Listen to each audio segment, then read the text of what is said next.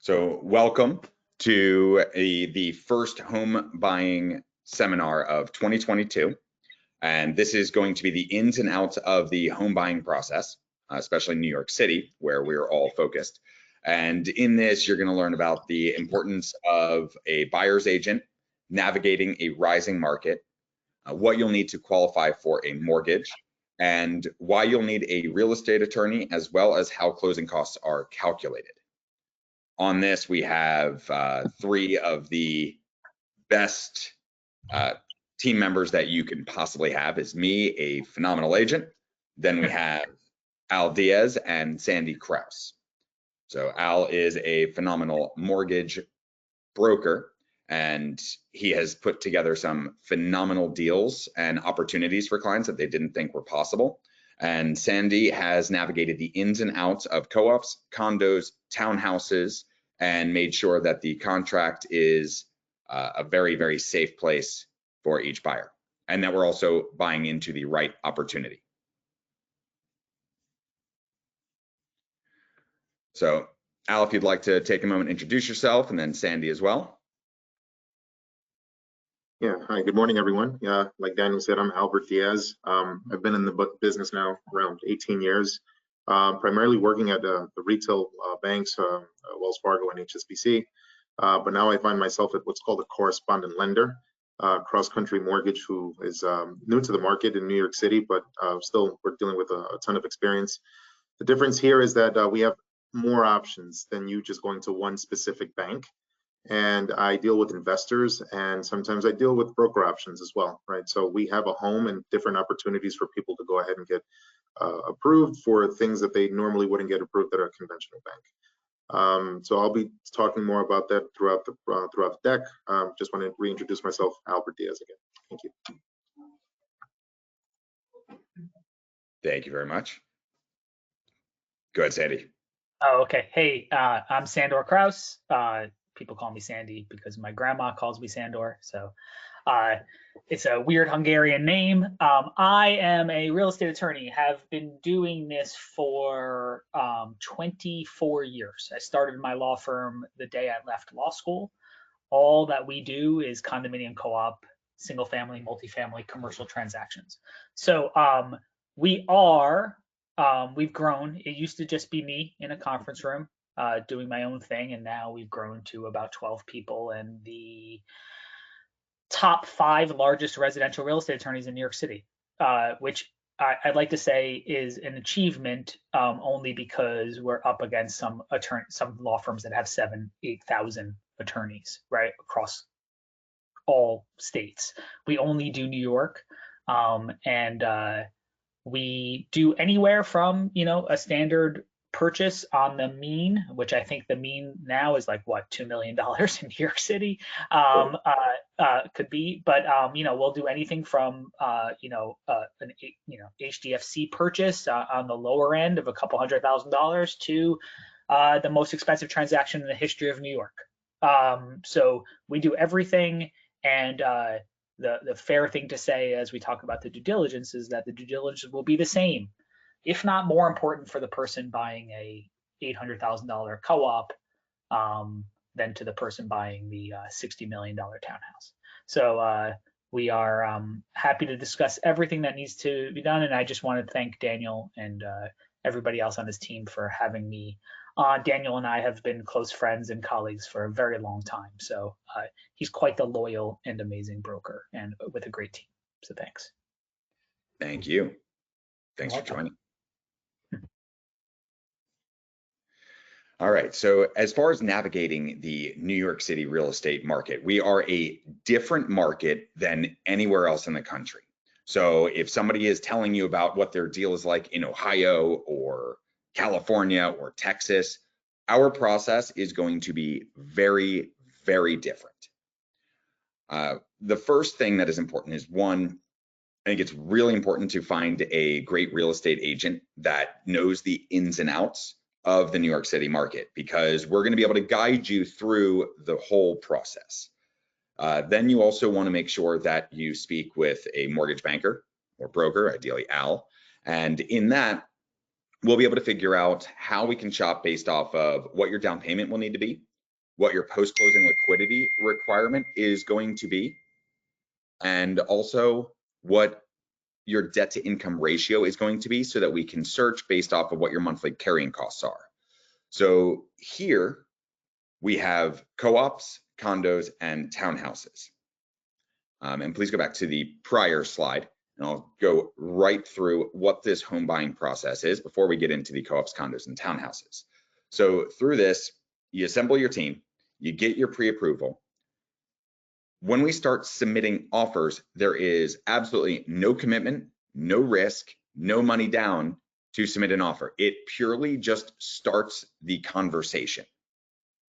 When you get an accepted offer, that's when you invite in the attorney, and then the attorney does their due diligence. That process takes about 5 to 7 business days. We are a buyer beware state. So all of our due diligence happens before you sign the contract, not after you sign the contract. So once you sign that contract, you are not getting out of it. From there, the banker takes over and we do the board package. And then we go straight forward to approval and the final walkthrough and closing. That whole process takes about 90 days from getting an accepted offer to closing. So keep that in mind as you are thinking about timelines and shopping, in that this is where we are, and it can take a few months to find the right opportunity. Next slide. So now we have co-ops, condos, and townhouses, and finding out what is right for you. Now, co-ops, it's definitely the most accessible segment of the market, because this is basically 60 to 75% of the New York City market, and they are about 30% less expensive than a comparable condo. So that does make them a much more approachable segment to the market. In a co-op, you are buying shares in a corporation versus a typical block and lot. A co-op will have an underlying mortgage that everybody will pay into. And because of that, the great thing is that your closing costs are less on a co-op than they are in a condo. Where they are challenging is that a co-op has a different set of rules and purchasing qualifications. So regardless of what your pre-approval is with a bank, with a co-op, you need to qualify for each particular building and what their particular qualifications are. So typically they're 20% down. Sometimes they are 25% down. Sometimes they are 30 to 35% down. And other times they are 50% down. And a lot of the times when they are a 50% down building, they actually want you to be paying cash. And they have more strict post-closing liquidity requirements. So what post-closing liquidity is that the co-op not only wants you to put 20% down, they also want you to have roughly 2 years of mortgage and maintenance payments in the bank after closing. So we know that the bank might give you a loan up to a 50% debt to income ratio and require lower post-closing liquidity. So we want to make sure that we can run your financials for each particular co-op and make sure that we will have an offer that the seller will accept. Because if the seller were to accept an offer that is, let's say, you only have 1 year of mortgage and maintenance in the bank after closing, you may not be able to qualify for that particular building, therefore not getting the actual approval to close, and then the seller has to put their apartment back on the market. So they may not even engage this as a viable offer for them. So also with the co-op, it's usually a primary residence. They still appreciate, they're great places to live, and you will absolutely love it. Let's go to the next one. So then we have condos. Condos are accessible, and they're usually condos are newer buildings. They started being built in the early 80s. Then there was another boom in the early 90s to early 2000s. Then going through 2005 to 2010, they started getting tax abatements, which are all up now. And then it just is cyclical about every 8 to 10 years. The great thing about condos is that they're new, and all of the owners, and when people start talking about they don't want to be in a co-op because you have all of these troublesome owners, well, everybody that bought in a condo is usually an original buyer. There are less challenges with the building, and the buildings are only 10 to 30 years old. Co-ops were usually buildings that were built in the 60s, sometimes 70s, sometimes 50s, sometimes there's pre-war co-ops, and some of the neighbors have been there for that entire time.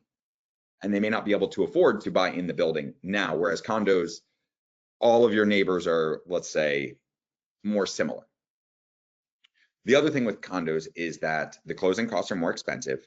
You are buying a particular block and lot, and they do not have the same board approval and requirements that co-ops have.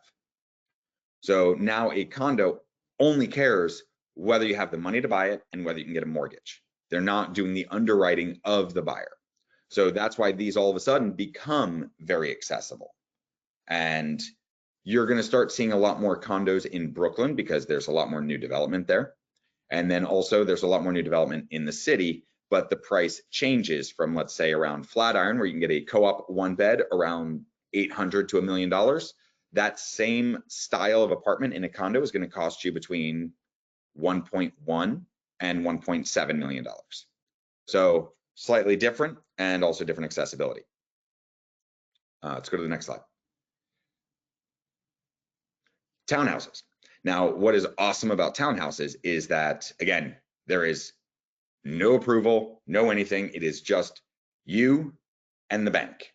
Townhouses have the most accessible point of the market because you can also get a multifamily. And I'll give you a little bit more of an example of how you can leverage the use of multifamily in order to buy the right property. Well, what's also great about these is that they come with outdoor space. They're usually multi-levels. They may have a rental component to help offset what your monthly carrying costs are. And they also have less rules because now you don't have a doorman and you don't need to get approval to move anything in or to leverage other streams of income. I have one client that currently rents out their kitchen for YouTube shoots, and they get over $1,000 a day for that. So there are very different ways to leverage a townhouse. They are also more expensive, or if they are the same price, you have to go to maybe a less desirable area in either Brooklyn or Queens. Let's go to the next one. So now the importance of a buyer's agent. One thing I wanted to, that's really important today in a market that we have very low inventory and it's very competitive. When I'm representing a seller, I would actually rather have a buyer's agent on the other side that I know, like, and trust than a buyer that comes direct.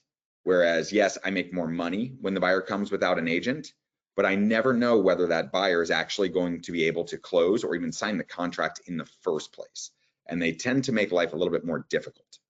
So having a great buyer's agent that knows the inventory, we can actually negotiate for the best price. We negotiate against the best of the best all day, every day. So most of my clients are people that went to HBS, they went to Wharton, they went to Stanford, they've studied negotiation. They might be in private equity or any form of business or creative, and really any profession. And they all have different styles of negotiating. They have different styles of living. So we will need to make sure that, one, we are actively negotiating and making and getting the right price, having price point discipline so that you don't chase an apartment because now it is super competitive or you are going up into a best and highest situation and we're emotionally attached to it. So we need to make sure that we actually do have that discipline to not overpay for that particular property because you make money on the entrance in real estate, not in the exit. We also know how to look out for all of the challenges that come up with the property. So does that kitchen that is now renovated, was that kitchen just basically duct taped together and it looks super pretty in photos and it looks great when you first walk in? However, some of the siding of the kitchen cabinets might be peeling. You might see that it has just been glued on. So I know that in the next 2 years, you're going to end up spending $30,000 to $50,000 on cabinets. Is that bathroom going to need to be redone? Then We also have the introductions to both the attorney and to different bankers to make sure that you are getting the right opportunities as far as lending. We also want to make sure that we cover the walkthrough challenges, and we're looking out for different things. I once had a client that in the final walkthrough, which is what we do as basically a final inspection right before you close, I had a client that we went in, the ice maker was not turned on. So the ice maker in a sub-zero refrigerator can cost $2,000 to $3,000 to fix. So because we held money back at closing, because that ice maker was not turned on, we had to turn it on, test to make sure it worked. It did not work. Otherwise, my clients would have had to have paid for that ice maker or potentially got a new one. I ended up saving them $2,000 to $3,000 just for that particular fix. Also, the other great thing is that it costs the buyer nothing in order to work with a buyer's agent. So our job is to save you money and find you the right opportunities that in the end of the day will make you money and we cost you nothing. Let's go to the next slide.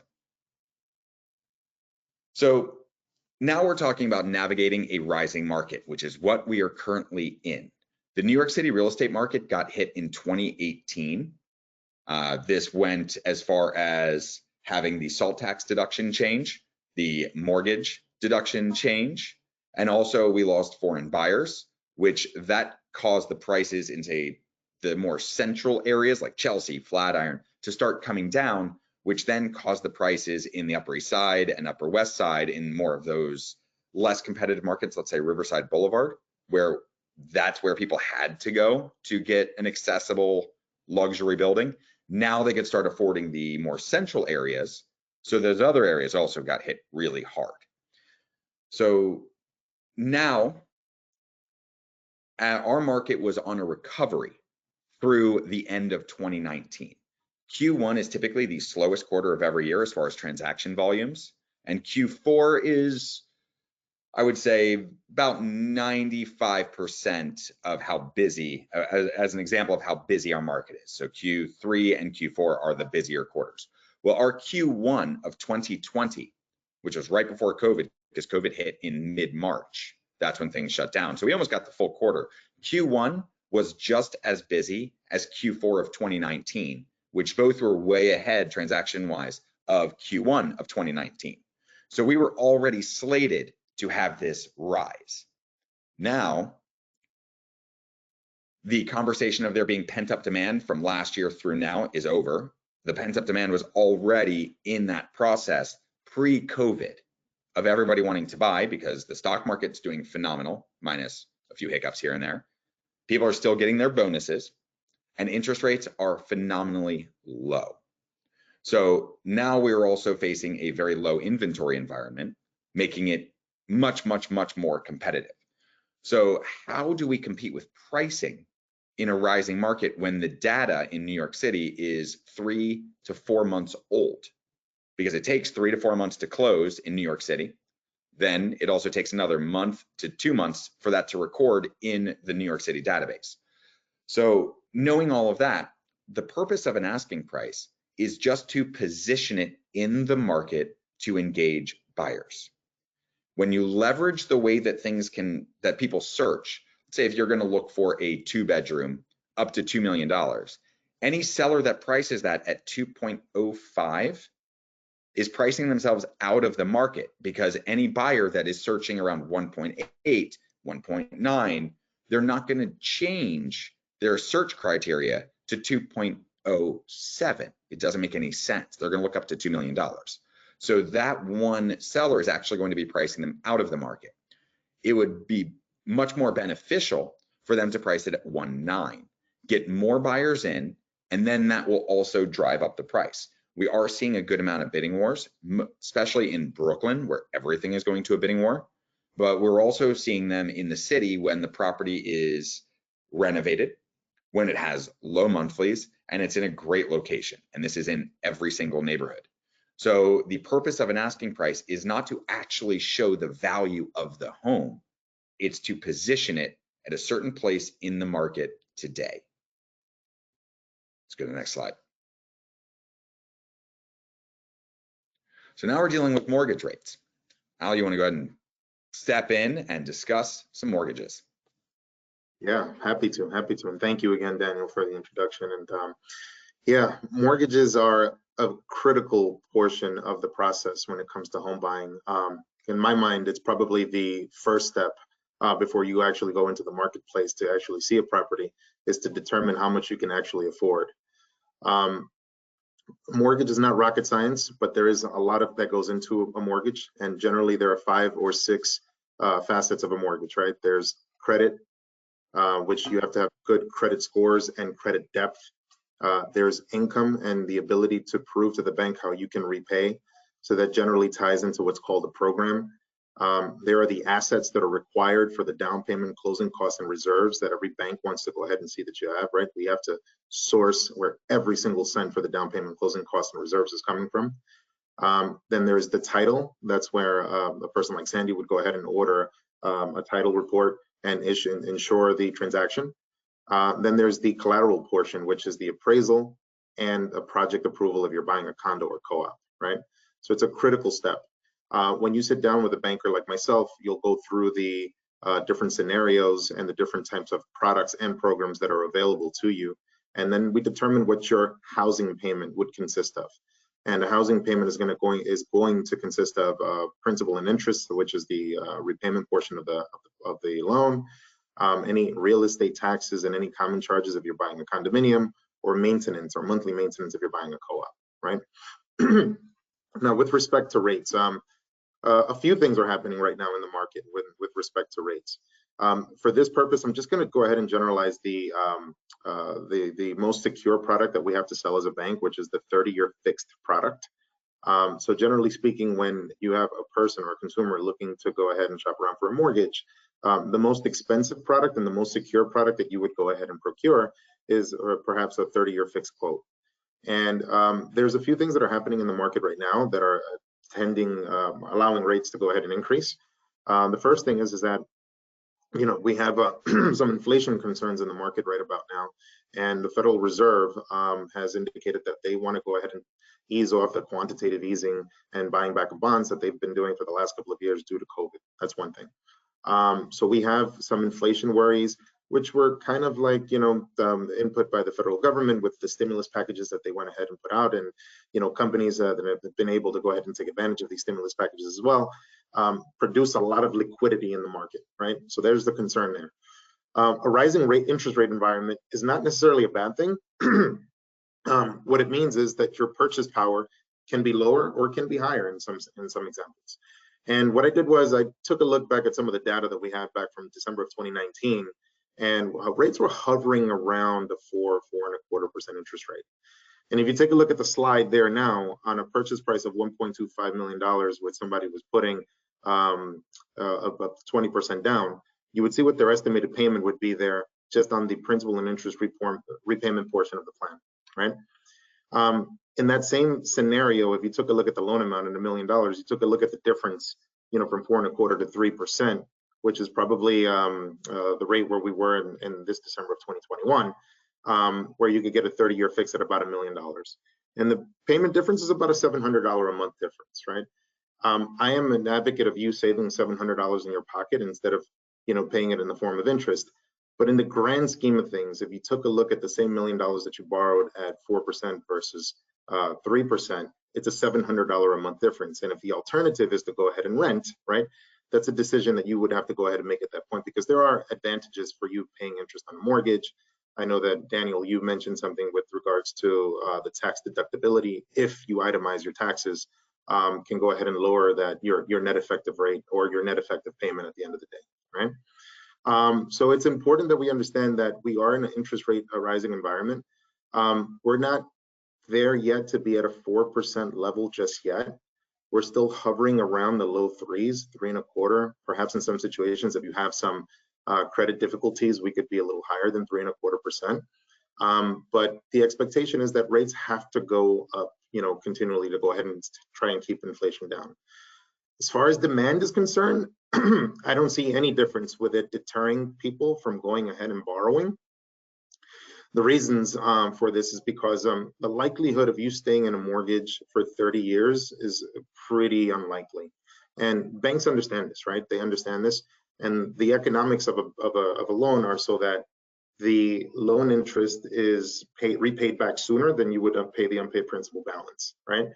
And the reason why I'd like to bring that up is because you might take out a rate today at 3.25%, but you may have an extenuating circumstance in 3 to 5 years that will prohibit you from staying in that mortgage long term.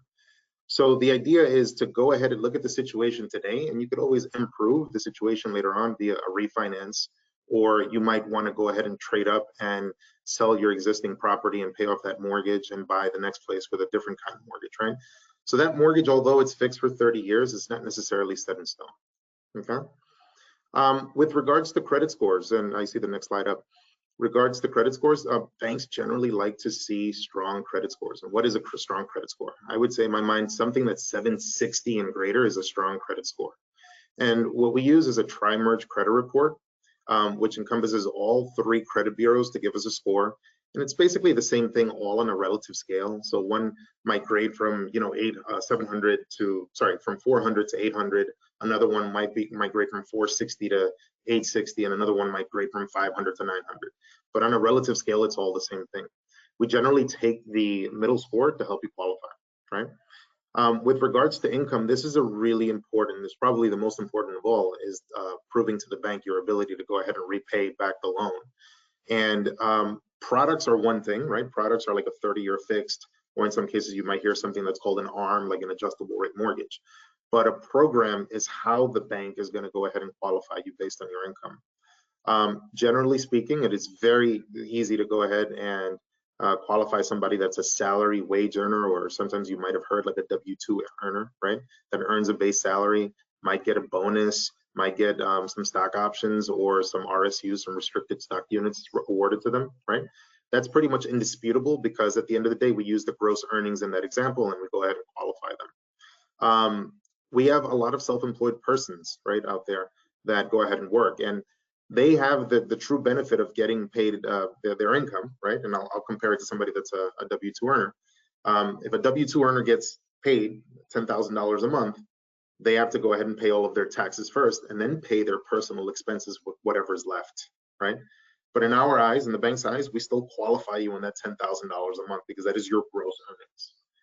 A person that's self-employed that gets paid $10,000 a month has the benefit of being able to deduct all of their expenses first, and with whatever is remaining, they have to pay tax on that portion. And in the bank's eyes, right, they don't want to give you the double dip benefit, right? So we generally go ahead and qualify on what's called net income, okay? And that might be a bit tougher to go ahead and qualify somebody with, because they may not reflect enough money, even though legitimately they had enough business expenses to go ahead and pay very little tax on. But in the bank's eyes, they would say, hey, you know what, you had a certain amount of expenses, we can't go ahead and qualify you for the kind of loan or the size of the loan of the transaction unless you have some alternative income. So we have different programs that can go ahead and help a person that is self-employed qualify with the deposits into their business account or a personal account if they are a sole proprietor, okay? And generally speaking, we take a flat 50% expense ratio in that example, and we give you credit for the remaining. So for example, if you deposit $10,000 a month consistently or average over the last 12 months into your business bank account, and we determine that we're going to use a flat 50% expense ratio, we'll allow you to use the additional 50%, which is $5,000 in that example, to help you qualify for the loan. Okay. That's really good, Al. I'm just going to jump in and let people know how important that actually is, because due to COVID, or just the whole quarantine scenario, there were a lot of people that actually started their own businesses. So now there are those programs outside of a traditional bank that Al is able to use in order to help all of these new self-employed entrepreneurs, anyone that started their own side hustle during COVID. He's now able to help everybody get that loan. And it's a good point that you bring up. A lot of people during COVID decided to take chances, right? They did a lot of reflection. I myself did some reflection also, and what they did was they didn't want to necessarily work for someone, and they're taking chances as entrepreneurs. And I'll give you a prime example. I just closed on a loan for a doctor who had been working at a practice at a retina. He's a retina specialist, had been working at a practice for the last 6 years. And coincidentally, my mother-in-law actually would visit him at the practice where he was working. And all the time he was promised that he was going to become a partner. He was going to become a partner, and it didn't come into fruition. Fast forward, about 14 months ago now, he created his own practice, and his practice was doing really well. And he needed to buy a place in Manhattan, and he settled on a place for $1.35 million. A conventional bank wouldn't touch him because he did not have a history of having owned his own company for 2 years. And with this bank statement program, we were able to go ahead and take a look at the deposits into his business bank statements for about 12 months and use that average to help him qualify with a 20% down payment, right? And the idea behind this is that not everybody is created equal, right? Just because somebody doesn't report enough net income, right, doesn't mean they can't go ahead and afford a loan, right? So we're looking at things a little different in that scenario, and we were able to go ahead and help them. So thank you for bringing that up, where people are taking chances now in different industries. Yeah, and that's great, because a co-op is underwriting somebody at 28% debt to income ratio on maybe a looser end. So that is, your fixed monthly expenses can only be 28% or less of your fixed monthly income. And this can certainly put a cap on what that purchase price and loan amount can be. So there's a lot of times where you might be able to afford a $2 million condo, but you can only actually qualify for a $1.3 million co-op. So it is very important to understand that distinction.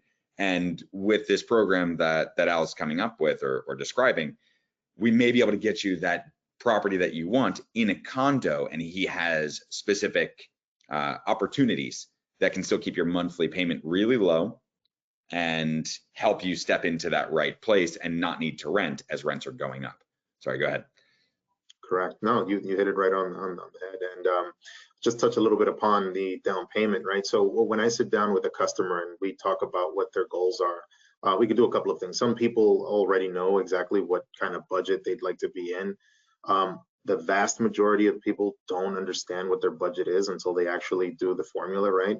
Which is determining how much they have access to as far as the down payment is concerned, and depending how much they could go ahead and repay on a monthly basis. And then some people say, hey, I want to keep my housing payment, and I keep referring to it as housing payment because it would be the equivalent to rent when you encompass the principal, interest, taxes, and insurance that can consist as part of your housing payment when you buy. They want to be at a certain level, and they say, hey, maybe I want to be at around $5,000 a month, right? And in that scenario, what I would do is we would back out proposed, carrying cost, which could be either the real estate tax and common charges and insurance if you're buying a condo, or the monthly maintenance if you're buying a co-op. And then we see how much we have remaining for the loan portion, and then we back that into the loan amount, right?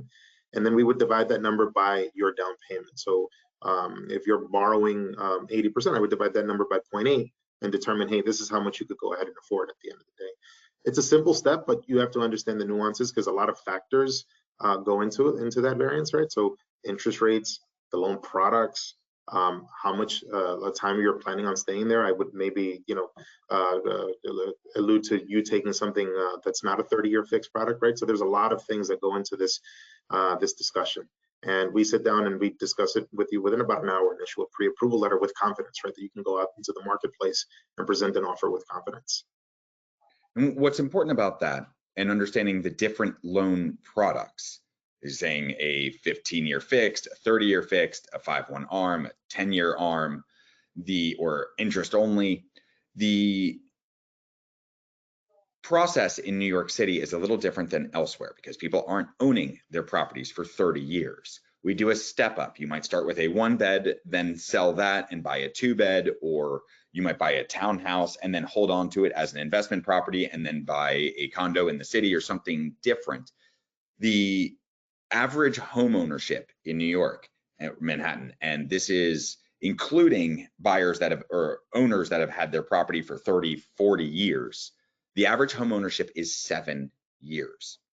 So the goal now is to figure out how do we put more money in your pocket and keep your monthly payment low so that you can still enjoy the rest of your life.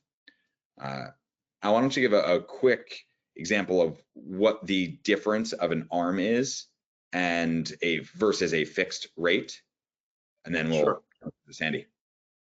Yeah, so that's a great question, and I'll bring that up. So I reference the 30-year fix because it is the most secure product that a bank would offer you when it comes to mortgages. But like as you alluded, most people don't stay in their home for 30 years, let alone they're going to keep their mortgage for 30 years. It used to be that the cyclical number for mortgages was around 7 years. Now it's more along the lines of about 39 months, believe it or not. People are keeping their mortgages on average about 39 months. A lot of that had to do with the low interest rate environment and people refinancing, but there's always a reason to go ahead and refinance, not just lowering your rate, but you might want to pull some equity, which is your virtual cash in that home, to go ahead and do another sort of investment or rekindle your reserve position, right? So what I take a look at is the difference in risk when not taking a non-fixed product, right? And I would say, okay, let's sit down, Daniel, and if your plan is to stay in this property for the next 3 to 5 years, okay, and you know that this is a place that's just a stepping stone, that it's only going to work for you today, but eventually you might want to go ahead and get a larger space, then let's take a look at the price difference at an adjustable rate mortgage, and let's take a look at the risk. If we compare the 30-year fix to what we call a 5/6 adjustable rate mortgage, right? And the 6 stands for the 6-month SOFR rate, the secured overnight funding rate. You might get a much lower rate today, but understand that in 5 years after that rate expires, it could, go up pretty rapidly, and it could actually put you in a position that causes payment shock, right? So depending on the person, and depending at their level of comfort, we might go ahead and persuade them to go ahead and go with the adjustable rate mortgage, because they would save money here in the short term, and then they know that they're probably not going to stay in that home beyond the 5-year period in that example, right? The adjustable rate mortgages are generally 30-year products as well, right? They generally come fixed for a certain period of time, 3 years, 5 years, 7 years, and 10 years. And what happens is that the more years that you want secure in that adjustable rate mortgage, generally the higher the interest rate, because you're actually paying for security, right? If your rate not going up in the future. I am an advocate of them. I personally have taken out adjustable rate mortgages throughout my life, but I understand the business, right? I understand what makes banks tick. I understand what makes myself tick as far as the money that I'm generally borrowing. But in my mind, personally and professionally speaking, I like leverage also. So if I am in a position where I could put as little money of my money out of my own pocket into the transaction and borrow at a reasonable rate, almost 100% of the value of the asset, I think that's a win-win situation. It doesn't work out perfectly in every scenario, but leverage is something that's key, and it's power, right? Because it allows you to do multiple things instead of you putting a lot of your cash position into a transaction. So that's my 2 cents on the adjustable rate mortgage and the 30-year fixed, and a little bit of I touched upon on leverage. Very nice, thank you. Now, obviously, New York City is an attorney state, and with that, we have a real estate agent. We also have real estate attorneys, and everybody has to be licensed to do different things. The attorney is the one that holds the escrow. The attorney is the one that does the due diligence, and the attorney does everything once we get an accepted offer. So Sandy, why don't you go ahead and give us the full run through on what they can expect from working with you and working with a real estate attorney? Sure. I mean, look, I'll be brief only because people generally fall asleep when I talk. And I'll explain why you need an attorney. You don't need an attorney. You don't need a doctor, right? You don't need anything. There's no law that requires that you have an attorney. It's just the thing to do, and it's the right thing to do. And your deal's not going to happen if you don't have one, right? So it's just like not working with just an agent. You got to work with an agent that knows what they're doing, right? There are plenty of agents out there that don't. You can't just work with a mortgage broker. It's got to be a mortgage broker that does deals in New York, right? So these are things that are all sort of important.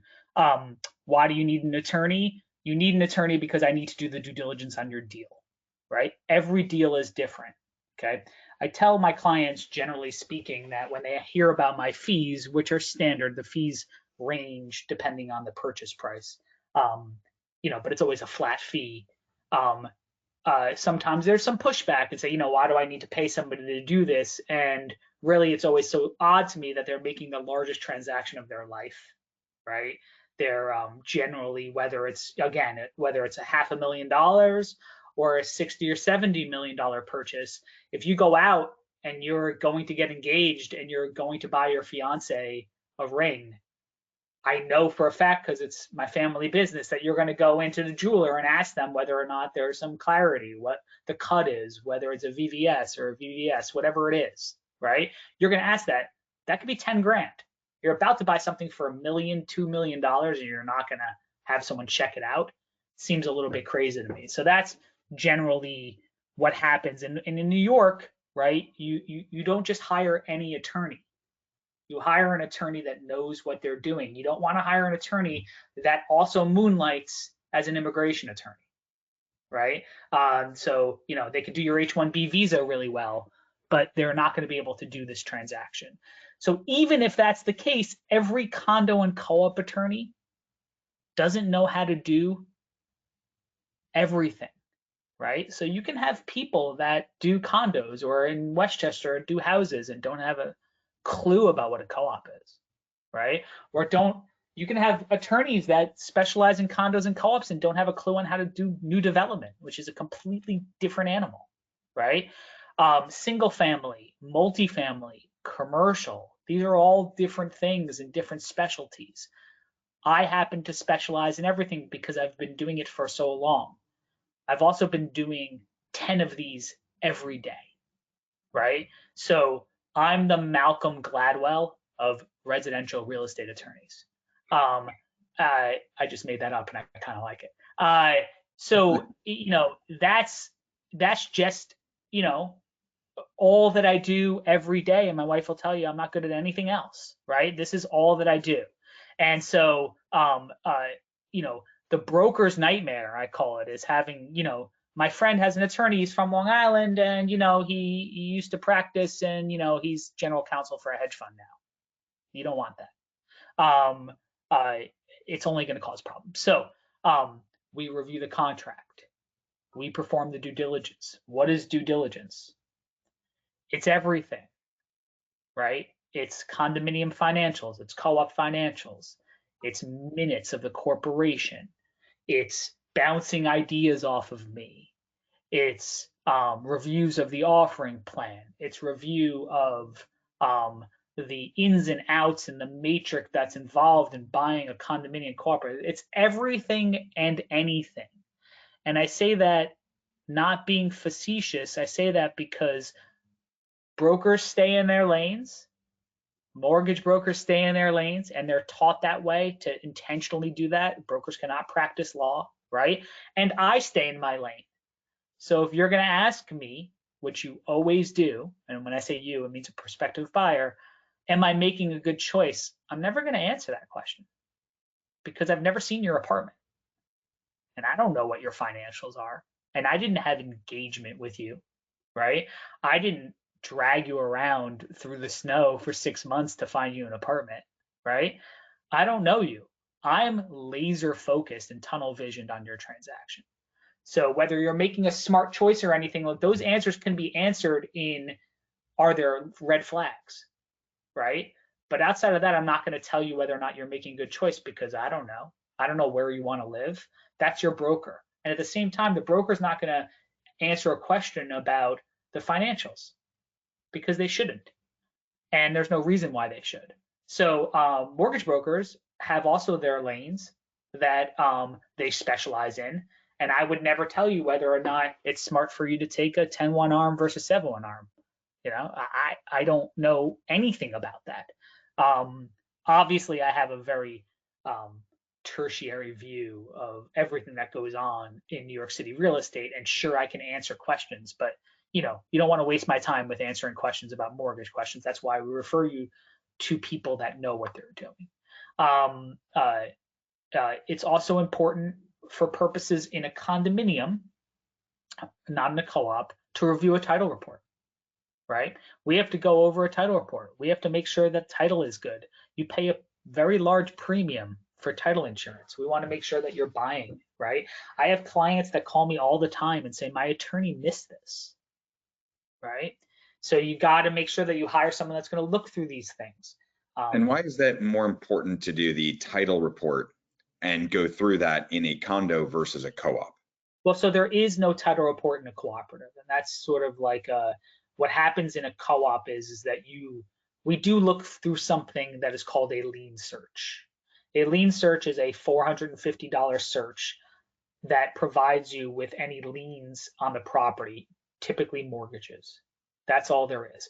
Because you're buying shares in a co-op corporation, you're not purchasing title. Okay, title only applies to what's called real property. Real property are condominiums and townhouses, single family homes. It does not apply to cooperatives. So you're not going to have, that's part of your savings, right? You talked about savings before. There's no mortgage tax in a co-op because you're not taking out a mortgage. There's no such thing as a mortgage in a co-op. It's a loan. Okay, and I know that's a nuance that people, mortgage brokers generally say mortgage because it makes everything easier, and technically, it's a security instrument against the property. But the nuance and the term of art changes a big cost, which is about 2% of the mortgage amount, right? 1.925% of the mortgage amount in a mortgage tax. We'll talk about that in the closing cost section. Also, you have things that people don't realize that you need to look at that you would never know.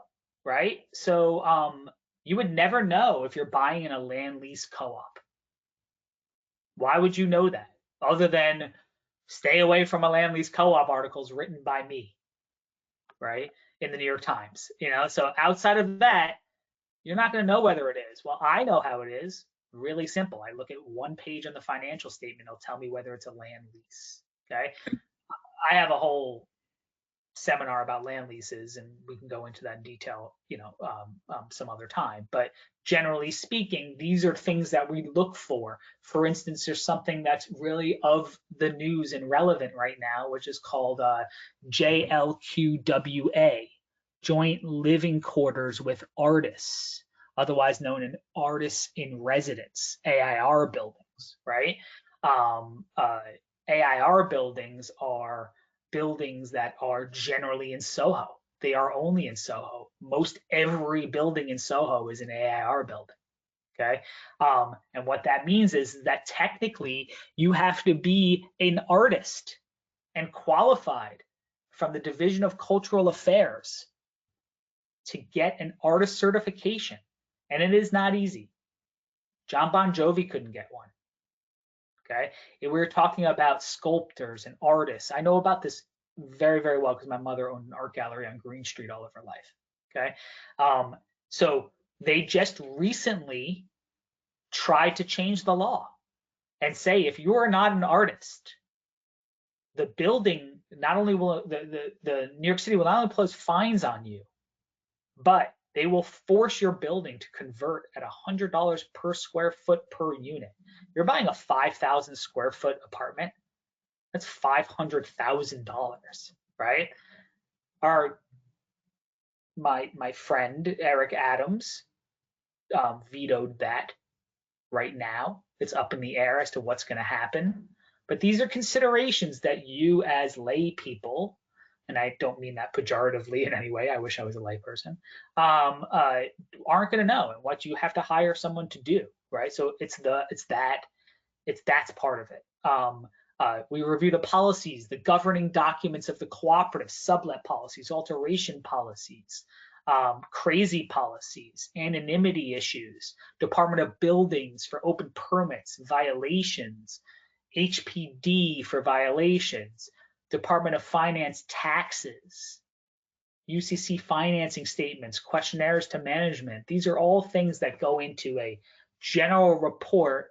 And my office has a tendency that I've taught everybody that works for me to divide it into green flags, yellow flags, and red flags, right? It's very easy to do it that way. This building looks great. This is an issue, and stay away, okay? Even in a red flag building, you may still buy, and that's okay, right? Because maybe you love the place. Right? And even in the green flag building, you may stay away. And even if I tell you it's a green flag building, I don't know what's going to happen 2 years from now. And even if I tell you in a red flag building, I don't know if it's going to happen. These are just things that we give you to have ammunition to make a decision, right? It's about being educated. It's not about crystal balling what's going to happen, whether a crane hits the side of your building and insurance claims or floods. These are things that happen when you own a house, right? But what we can do is give you the best idea of what's happening now and a forecast of what's happening later to put you in the best position to make an educated decision on the biggest transaction of your life, right? And while that sounds scary and everything, it's really not. It's really, really simple, and it's fast, like Daniel said, depending on turnaround, 5 to 6 days, and it's all done pre-contract. So if someone's buying from another state, they know that most of these things are actually non-attorney states. Brokers deal with all this stuff. Attorneys rarely get involved. We don't get paid to do this kind of work. And it's mostly done sort of, oh, I have an inspection coming up. All that stuff has to be done before you go into contract because you're putting a 10% contract deposit down. And New York has generally said 10% of a New York City apartment is a lot of money, right? No matter where you are, although different pockets of places are getting crazier. Closing costs. Well, let me just answer the question. What differentiates you from another attorney aside from being super handsome is, I think it's time spent with my clients. I think it's the practice that I've built. And I think it's two things that make me different than anyone else. One is, I don't think, and this is not me being egomaniacal because I am not, I don't think it's possible to have someone more well-versed in this specific area of the business, okay? There may be attorneys out there that obviously are my senior, right? That have been doing it for longer and maybe more nuanced in specific areas of the law. But at the end of the day, there's not someone that's out there that's going to run the sprint faster than I am. Right. It's just that's just the way that it is.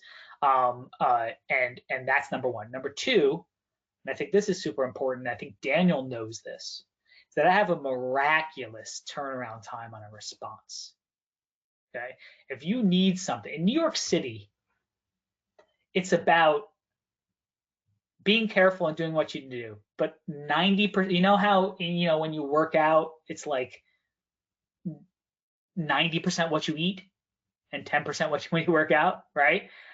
So you can work out all you want, but if you don't eat right, you're not going to get those abs. And the other way it works, that's what happens in New York is you can have the best team ever, but if you're not pulling that trigger with the right people, and that attorney isn't calling you back and giving you that answer and not responding, or Daniel can call me at 11:30 at night and say, hey, Sandy, what the hell's going on? You missed this email, right? Or, hey, Sandy, we need an answer right now. Can you just look this up for me right now? It's 24/7 for me. That's the way that I am. And I think that makes a difference because there are a lot of attorneys out there that just don't want to, deal with it. Plus, I never bite the hand that feeds me. It's not a hidden secret that brokers refer attorneys, right? I don't have any allegiance to Daniel, just like I have no allegiance to any other broker. My allegiances are to my clients. And the reason why Daniel and other brokers in the city, the top agents in the city, have used me for decades is because I'm not putting their client in a shitty deal, right? Because the first person they're going to go back to is Daniel, right? Because Daniel referred me, Daniel showed me the place, the broker, they're always going to go back to the broker, right? And so I'm not interested in putting you in a deal, and I'm not in any way incentivized to do that. I'm incentivized to protect you, and if the deal doesn't happen because of something I said, then that was a good thing, right? But you're not going to lose your deal because I didn't send out a contract in 6 minutes, right? Daniel and I just got a deal sheet as this is going on right now. That contract's being prepared in my head. It's going to be done in 3 minutes after this presentation. So that's what's going on in my world and why I differentiate. In terms of closing costs, really quickly, and I could always send you the closing cost spreadsheet. If any of the people on this call want to call me anytime, I can go over it. But generally speaking, co-ops and condos differ, right? So we start with the condominium and real property, right, which is a townhouse, up to 4 families. 4 or more changes everything. Okay, 4 or more is commercial. Okay, but let's stick with residential. Condominium, you'll have title insurance, which is about $4,000 per million. As you get up to 20, 30, 40, 50, 60, 100 million, things scale differently, but generally speaking, it's about $4,000 per million. So if you're buying $1 million place, you're going to pay about $4,000 premium for title insurance. Transfer taxes are paid by the seller unless you're buying a new development and wasn't negotiated. Okay, transfer taxes on the seller side is 0.04% for New York State, less than 2 million. Over 2 million, it's 0.65 of the purchase price. That's New York State. That's paid by the seller. Again, unless you're a new development buyer and you can't negotiate that, sometimes the buyer pays that. New York City is 1% of $500,000 less or less, and 1.425% over 500,000. That doesn't change over 500,000. Mansion tax paid by the buyer, unless otherwise negotiated in a new development, but generally speaking, always paid by the buyer. Doesn't apply to a 4 or more, but 1 to 3, 1% over $1 million. That is not if the purchase price is $1.1 million, you pay it on the 100,000. You pay it on $1 million. You pay it on the 1.1. So it's if you're buying 1.1, you pay 1% of that, $10,100. Right? If you're buying 2 million, same 2 to 3 million. So that's 1 to 1.99999. 2 to 2.999 is 1.25% of the purchase price. 3 to 4.999 is 1.5. 5 to 9999 is 2.25. And 10 to 15 is 3.25. And over 15 is 3.5. Okay, that is new. Relatively within the last couple of years. Okay, that's a scale that didn't happen a long time. You bought a $15 million place, you paid $150,000. Now you got to pay $450,000. Big number, right? New development and then legal fee, right? So the legal fee scales, right? Over 10 million, I do about 1,000 per million. So if you're buying a $30 million place, I usually charge about $30,000. That's a much different transaction. The everyday transaction, that's usually 1 to 10 million, usually about $3,000 to $4,000 for a legal fee. Okay, that's about the market. It used to be 1,500 when I started in 2004, and then 2,500. But then there were attorneys charging $700, giving summer discounts. That doesn't happen anymore. Now you get yelled at if you're charging less than $3,000, $3,500 as an attorney. Obviously, well worth the fee, I think. New development costs are different, right? And that's going to depend on your offering plan, of which I would go through the client, because sometimes there are surprise costs. Like a client comes to me and says, I didn't know I had to pay for a resident manager's unit. That's crazy. That's $18,000, right? Sponsor's legal fee gets paid by the buyer sometimes. That's another $3,000, $4,000. Working capital contributions. So these are all things that are calculated when we go over each individual plan. The great thing is that that's all negotiable as well. So we can take everything into account and make sure that we are getting you the appropriate deal in the way that you want it set up as the purchaser. And actually, more important for everybody that's listening here is that I have had clients on several occasions just walk in, right? It happens every day. I get referred by the big developers. If you walk into a building, you'll see my name there and they'll refer me the deal. And I'll say, who was your buyer or broker? And they'll say, nobody. And I'll say, well, why are you paying every single cost? Right? Well, the sponsor told me that. Of course the sponsor told you that. Right? But you know, generally speaking, these brokers know, and Daniel would be able to negotiate. Sometimes it's non-negotiable, and it depends on the market and depends on the developer and depends on the building, right? If they're selling like hotcakes, you're paying every cost, right? Mm-hmm. But if they're not, and the market is generally a little bit soft, kind of like it is now, right? I think and just as seeing, I mean, soft is deal flow is crazy, but inventory is low, right? So when you get to that point, interest rates are rising, right? Not crazy high. People are taking loans out at 15, 16%, so, if I can get a loan at 4%, I think I'm still playing with the house's money.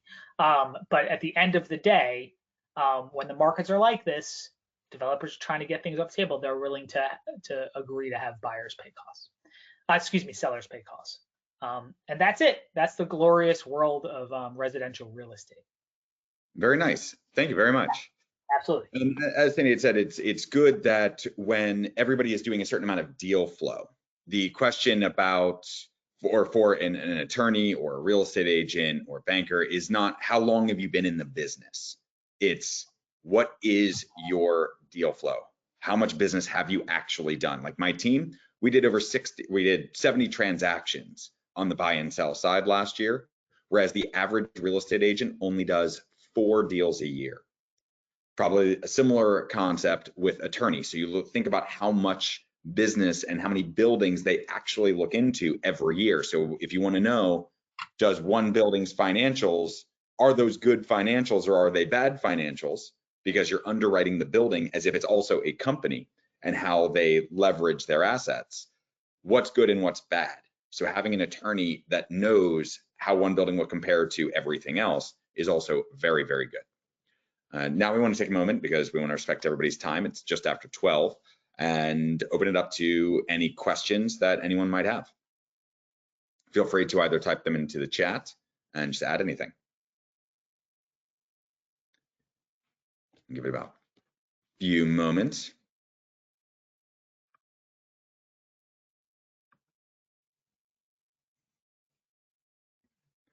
All right. If nobody raises their hand for any questions, assuming that we have everything covered, which is fantastic. Also, here's our contact information below. If you have any additional questions and you want to talk offline, please feel free to reach out. I know that all 3 of us offer a very unique experience and very unique product, and we'll make sure that you're very well taken care of. So thank you very much for joining us. Thanks, Daniel. I appreciate it. Thank you, everyone. Yeah, thank you, Daniel. Thank you, everyone.